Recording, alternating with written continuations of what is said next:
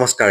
আমি সকলো হলো একোজন ভাৰতীয় নাগৰিক। এতিয়া আপুনি জানেনে যে ভাৰতীয় সংবিধানে এনেকুৱা এটা আৰ্টিকেল লিখা আছে যে আমাৰ পৰা এই ভাৰতীয় নাগৰিকত্ব আমাৰ পৰা লৈ যাব পাৰে বা আমাৰ এই ভাৰতীয় নাগৰিকত্ব থাকিব পাৰে। এতিয়া আপুনি চাওক এই ভাৰতীয় সংবিধান য'ত আৰ্টিকেল নম্বৰ 10 আছে বা যিটো ভাৰতীয় সংবিধান পাৰ্ট 2 আছে সেই পাৰ্ট 2 গোটেই চিটিজেনশ্বিপ মানে নাগৰিকত্বৰ কথা লিখা আছে। এতিয়া যে আৰ্টিকেল 10 আছে সেই আৰ্টিকেল 10ত এনেকুৱা কথা কোৱা হৈছে যে তাত মানে কৈছে যে যদি আপোনাৰ নাগৰিকত্ব আছে সেই নাগৰিকত্ব কেৱল পাৰ্লিয়ামেণ্টে খেদাব পাৰিব। তাৰ বাহিৰে কোনো আপোনাৰ নাগৰিকত্ব খেদাব নোৱাৰে। পাৰ্লিয়ামেণ্টে নতুন আইন আনিব লাগিব আৰু আইন আনি আপোনালোকৰ নাগৰিকত্ব খেদাব পাৰিব। তাতো আকৌ এমপিজৰ বিলাকৰ মেজৰিটি লাগিব, এনে নৰ্মেলি নোৱাৰে।